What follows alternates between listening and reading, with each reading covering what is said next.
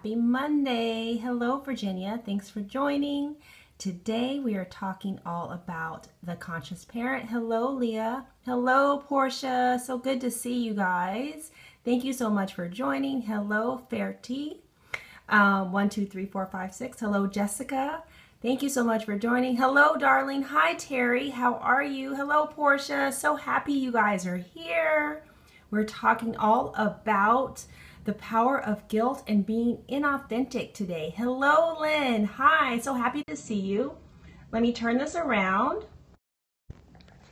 Hello, guys. How are you? Happy Monday. I'm so happy to see you all today. Hello, Stephen. Thank you so much for sharing this on Twitter with your friends, you guys. Please, too, go ahead and share. Hello, the tea. Yes, holy chick. Thanks, Portia. I love your tea. I love your Hello Darling shirt. I'm going to have to wear that again soon. So, powerful title. Yes, Terry. Hello, you guys. So, for those that are new to my scope, hi, my name is Brooke-Sidney, and my site is called BellaandTheBabe.com, and it is all about empowering authentic motherhood. And every Monday, you guys, I have been doing a Conscious Parent book club to talk about this great book called The Conscious Parent.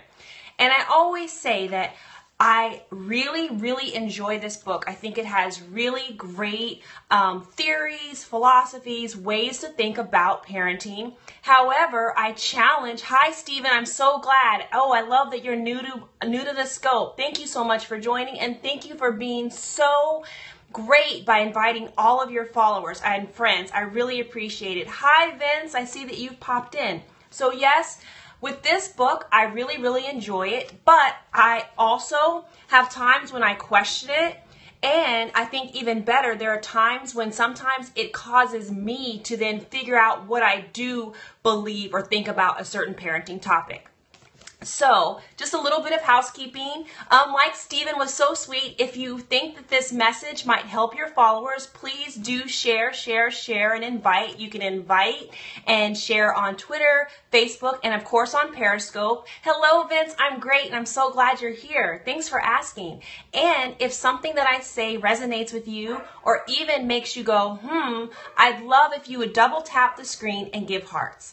So you guys, today we are going back and talking about chapter 10.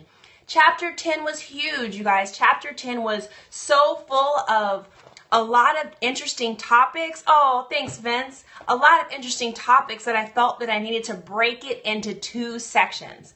So last week, the title of my Periscope was Parenting from Holes, H-O-L-E-S, or Wholeness. Are you parenting from holes or wholeness? Which is really an opportunity for us to look at how different childhood wounds may have affected us and then in turn may affect our parenting. Or even still, maybe there were parenting holes that our parents had that have affected us. And I think oftentimes it's really easy to see when we're really reflective and really quiet how our parents, although meaning well and doing the best they can, right? They were parenting with all that they knew how to do.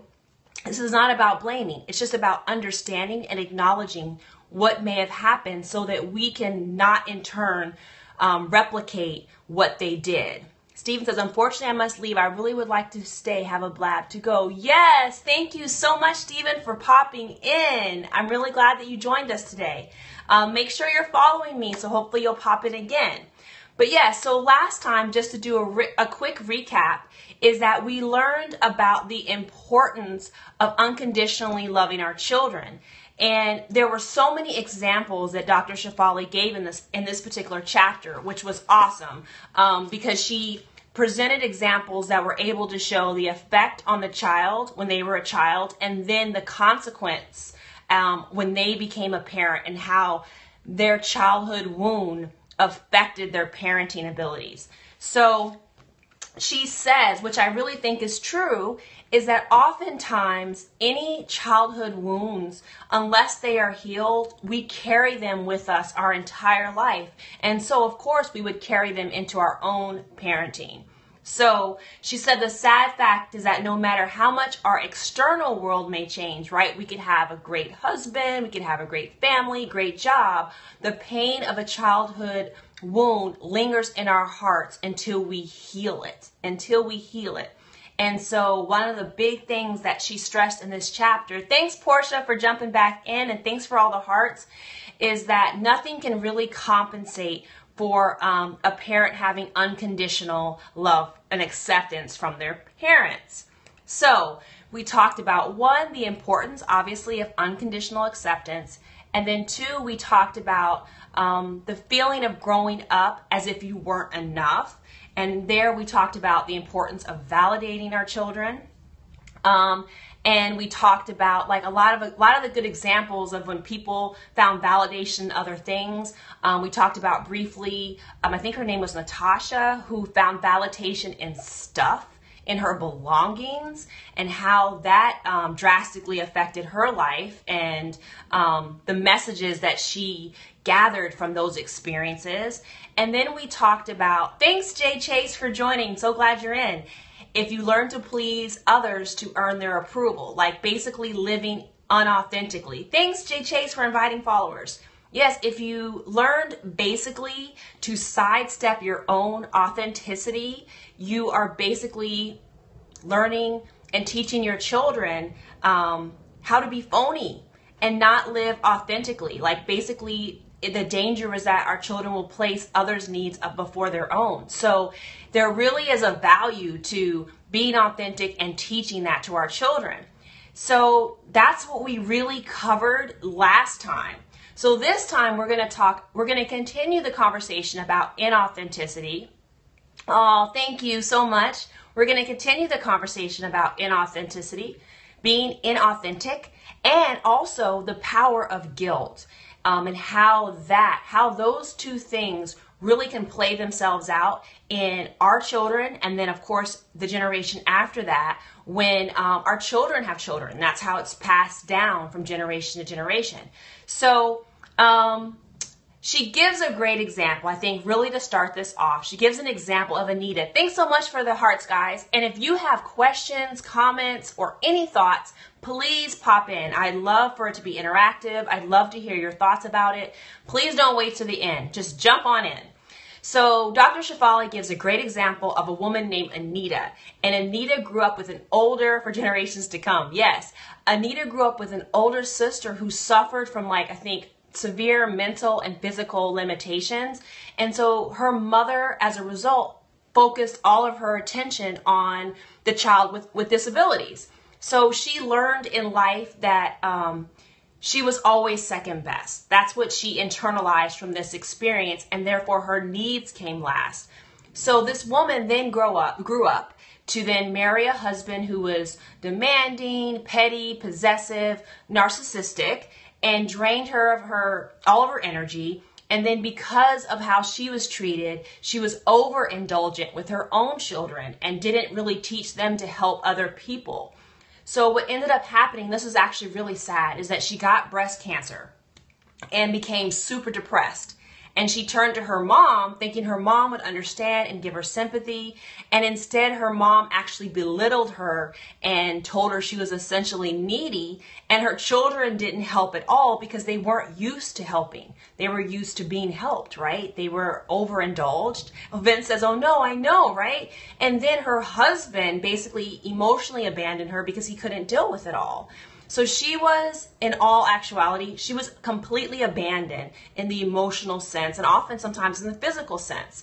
And she realized in therapy that she had abandoned herself after being abandoned by her parents. And she had overindulged her children.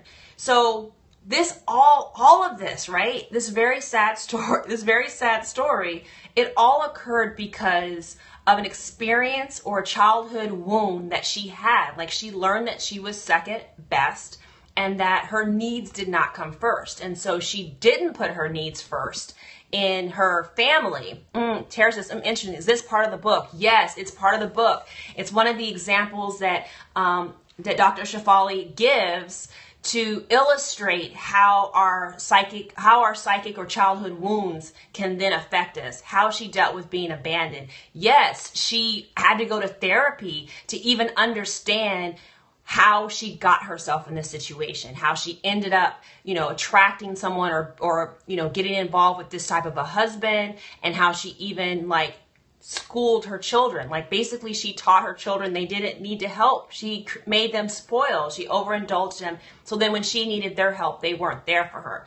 So it's just really, the point of the story is really to illustrate how what seems small, maybe, what seems like, wow, the mother was probably doing the best she could with dealing with a child with a disability, but the other child that did not have the disability, in this case, Anita, did not get her needs met. She learned that she came second or last, and so she didn't grow up knowing how to get her needs met and didn't know how to speak up for herself. And she created this pattern, right, that occurred in her life. So I think it's really important for us as parents and for us as, the child of parents, right? For us to recognize the patterns, maybe look at our own wounds so that we don't repeat them. That, I think, is the beauty of this chapter, is that she gives really concrete examples of how these childhood wounds play themselves out. So then, the next point, the next big point of this chapter is really about the power of guilt. And the key here is that when we're raised by parents who are basically unconscious to their own behavior, they can make us feel ashamed of expressing who we truly are. And sometimes we experience guilt for wanting to be that unique individual. We might experience guilt for wanting to be authentic. Vince says, don't let history repeat itself. Exactly, Vince. Thanks, Renee, for joining. Thank you, Renee, for joining. And so there are times when people have this power of guilt whenever someone may want to stray from the beaten path. Perhaps maybe you grew up. I had a friend in law school who all of his entire family, his mom and his dad, were both judges, and I think his sister also went to law school, and so he had this expectation placed on him that he wanted to go to that he should go to law school, when in fact he actually wanted to be a business person. He really excelled at business, but he went to law school anyways. And honestly, he dropped out after the first year because it was not for him, but he felt like he needed to do it because of the expectations placed on him by his parents, right? And he actually felt extremely guilty for not even having their passion and love for the law, right? But it wasn't his parents' intent to place this type of expectation on him, but he had it anyway. Han says, check the new book from Deepak Chopra, Super Genes. It contributes to your subject. I definitely will check that out. Terry says, I felt like that. Yes, a lot of us feel like that. Their expectations, sometimes spoken or unspoken, that our parents place on us, and they can cause us to feel guilty, right? And so children who actually, Dr. Shefali says the power of this, which I thought was really deep, is that children who grow up with this imprint, like feeling guilty, don't trust their inherent wisdom. It's hard for them to hear their truth, right?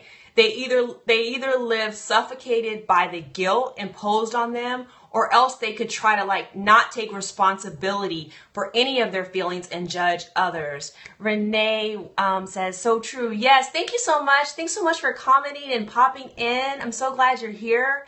So yes, it's really powerful what expectations and resulting guilt can have on children. And as parents, we want to be careful about the way that we talk about our hopes, and our dreams, maybe perhaps for our children, so that it doesn't sound like a requirement or expectation for them.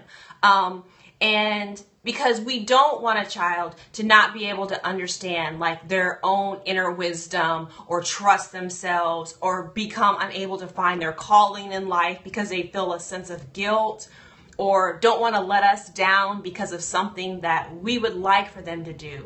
The Netherlands joins you. Yay! Thank you so much for coming all the way from Netherlands. I'm so happy that you're here. That's awesome. So she gives us, I think, on page 133, if you have the book. If not, she gives us some really good examples of the ways that people can feel, like children can feel if they have this guilt kind of orientation. They could think things like, I am bad for expressing who I am, or I don't owe myself the emotion of happiness because I am unhappy, or I can abandon those who are unhappy, or I'm unworthy of emotional freedom, right? Because they feel constrained by others, namely their parents' expectations. So it's really something to keep in mind as we attempt to parent more consciously. So the next point is that we want to make sure that we are able to let our children be who they are, right? To be themselves. This goes back to the authenticity point. We've seen that to gain attention, children who were wounded by their parents' self-absorption often adopt a persona. They adopt a persona because they don't feel like they can be who they are authentically. And so often they don't express their true needs. They don't talk about their true feelings. And they can even find out that they feel like victims, right? Like they could even adopt a poor me stance. And so children that end up having this type of experience end up sometimes parenting becoming a martyr. They end up sometimes becoming even a victim of their own children, believe it or not. And that can which then creates this whole cycle of victims and martyrs and doing things because they don't want others to feel guilty, right? They don't want others to feel guilty. So again, hi Funk Master, thanks so much for joining. So again, hello there. So again, Dr. Shefali gives us a great example. She talks about Martha. Martha was one of 8 children, and so her parents they didn't have enough time, you guys. They had 8 children, so their parents' energy was very, very divided. So she often felt shortchanged. So she grew up, as she grew up, she wanted to seek out their attention. She first tried being dramatic. Then when that didn't work, she tried to be kind of bad. And then she tried being a hypochondriac. All these things, all these medical illnesses or whatever pop up. None of that worked, right? None of that worked. So she grew up basically feeling like she was wronged. She was wronged in life because she didn't get the attention that she wanted. So then, very kind of similar to the last lady, she married a man that was more concerned with money than her. He actually ended up being a cheater. And then she ended up raising her son on basically her own. But here's where the effect on the child really happened, is she made her son then the center of her universe. Because she was so small in her life, she felt, of her parents, she made her son the biggest part of her life, the center of her universe, and groomed him to be the man that she wished she had married. And so her poor son, I think her son's name was Nate, like he felt this tremendous pressure to meet all of her needs, meet all of her expectations, to be this person, right? This great person to help fill her up, because she was putting everything on him. And so the sad thing is that she would guilt trip him.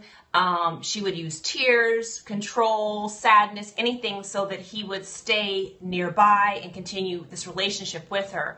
And poor Nate, this is what he grew up with. He ended up, getting married and having a wife that his mom competed with, and even his mom competed with his child. He ended up having marriage problems. Yes, it's crazy, right? This reads like a novella, like a drama, but it's so true. It's so true. All because, right? This sounds really sad, but all because, like, the mother grew up feeling shortchanged by her own parents. Renee says, truth. Yes, her mother, she grew up feeling like she didn't have anyone that paid attention to her and cared about her. So then she went to the other extreme. And although meaning to be loving and nurturing and caring, this ended up, causing her son a lot of harm.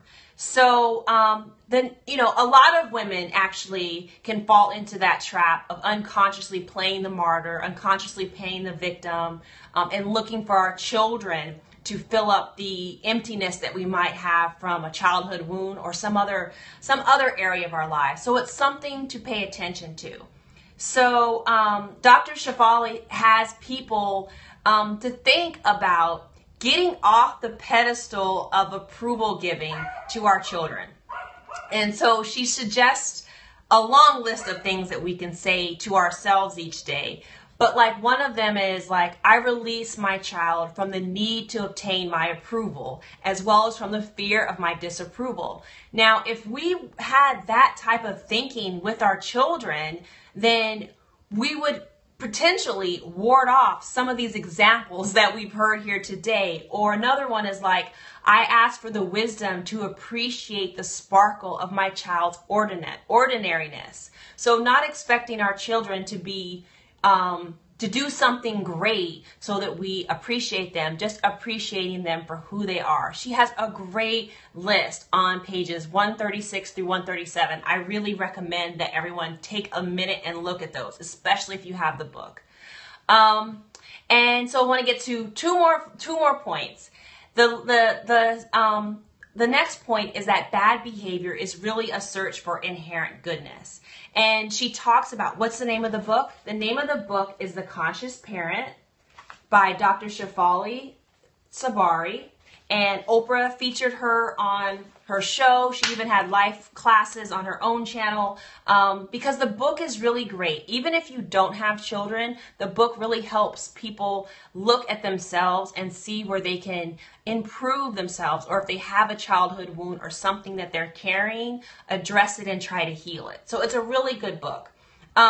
But this point is basically that oftentimes what looks like bad behavior in our children is really a search for their inherent goodness. Like usually a rebel, she talks about rebels, are really people that did not feel accepted. They did not feel accepted. A lot of times it's where the parents were either too rigid, overprotective, or overbearing. And so the kid basically is crying out for help.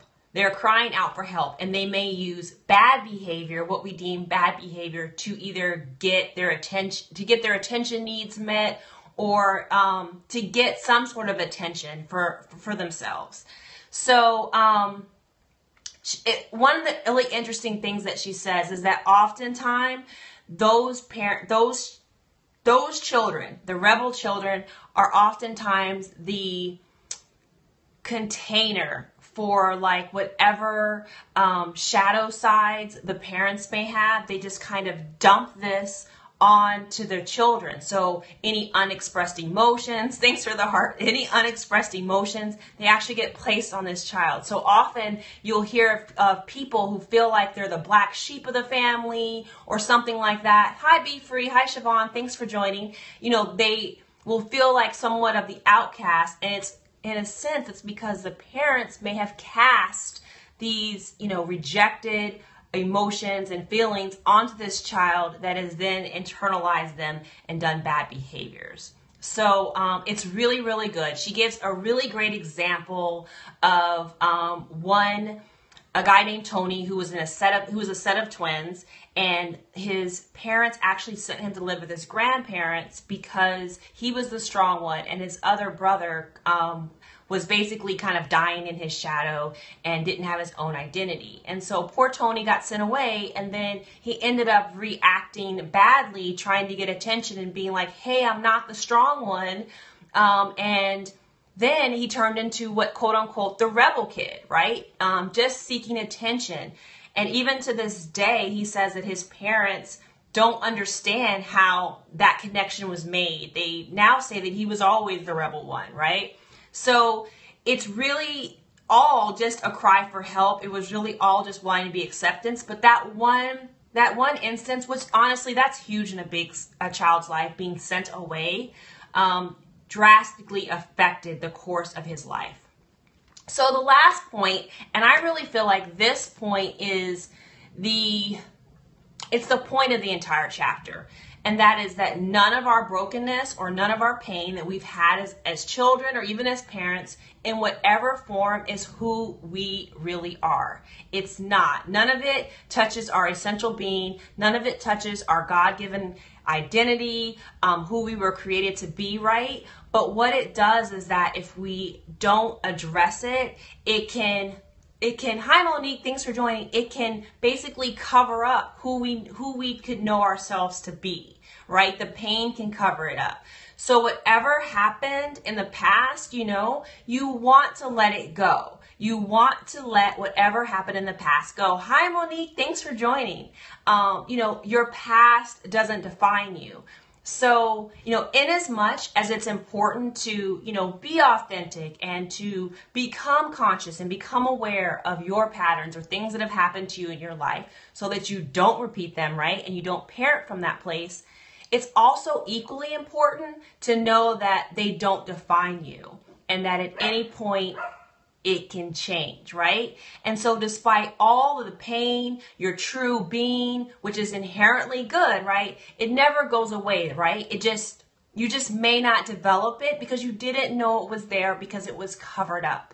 But I want you to know, if nothing else from this particular scope, is that brokenness that you have or any pains or any mistakes that you have, they don't define you. They don't define you. And so the beauty of the conscious parent, I really feel like, is that if we do the work to understand if we do have any pain that we need to heal or want to heal.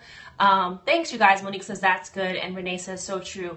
Is that we can do this and we help heal ourselves and we help heal our children, because then we become this great vessel of light and goodness and love for our child to witness and also pattern after, because we are their greatest teachers, especially at certain points in their lives when we can have a really awesome and big effect on them.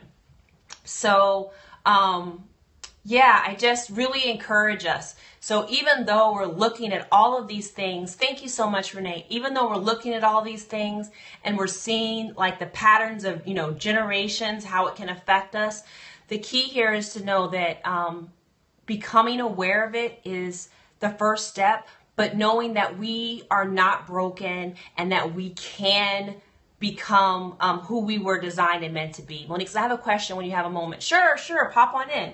The key here is to make sure that you don't let whatever happened in the past truly define you, that you work on it, but it doesn't define you.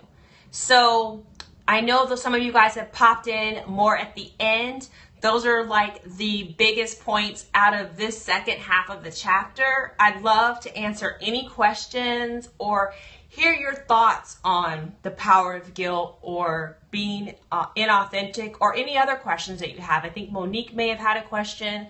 I'd love to answer it for you guys.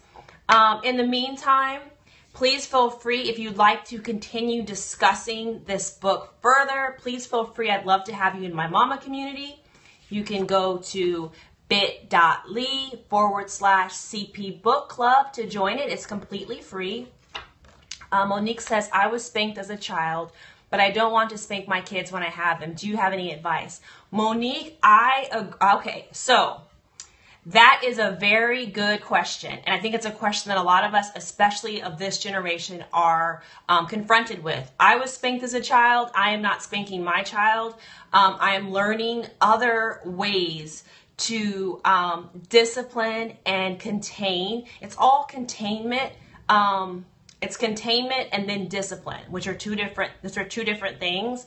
But a lot of it is really, I think, finding a philosophy that works for you. And it also helps to be around people that are seeking to parent like you. I do still have lots of friends that do spank.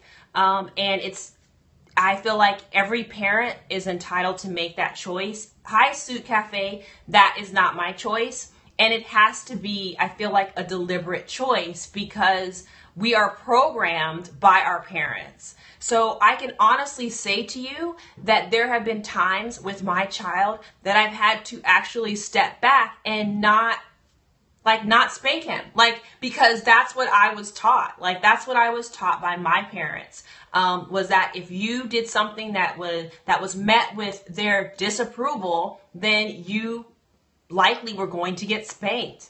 And so for me, it has been finding other ways to provide containment and finding other ways to provide discipline. Exactly. I'm afraid of the programming. But Monique, you know what?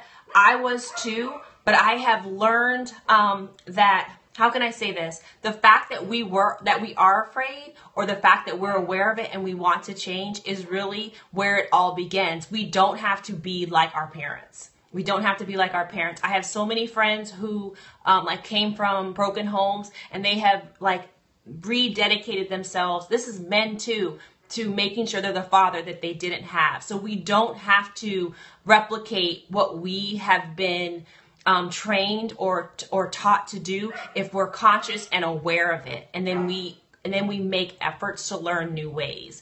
But a lot of things I've learned, a lot of it are behavioral too. It really helps when you understand the behavioral, sorry if you hear my dog, if you really understand the behavioral things that are going on with children, like developmentally, what's going on with them. Because once we understand the developmental side, you then have more compassion, and you're not as likely to be like, oh, they're just being bad on purpose.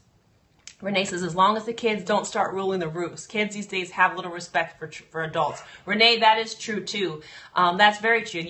There's a careful balance that you have to make in terms of your disciplinary methods. Definitely, I totally agree.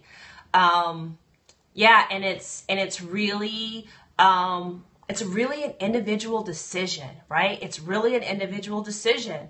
So you know, I don't say that there's one right way. I don't believe in parent shaming. So you have to find out what works.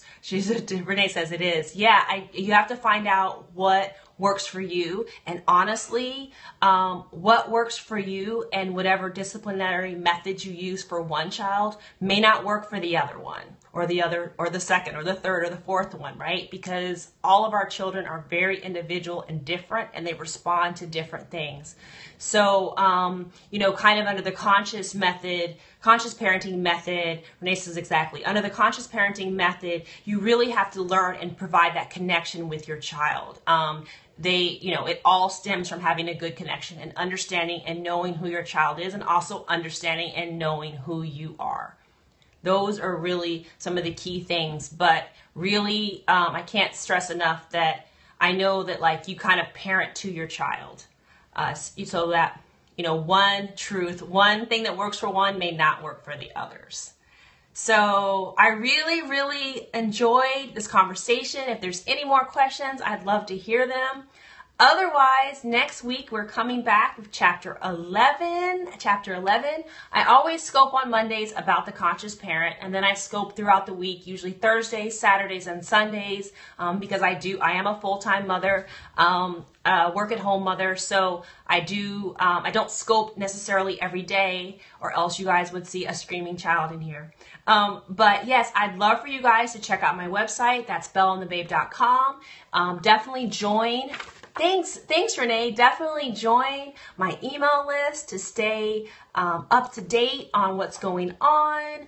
I'm working on a self-care webinar and course for mamas, and just for women to learn how to take better care of themselves, because it's so important. I have a mama community that's free for all the moms out there that want to talk about these things, and mamas to be that want to talk about these things further.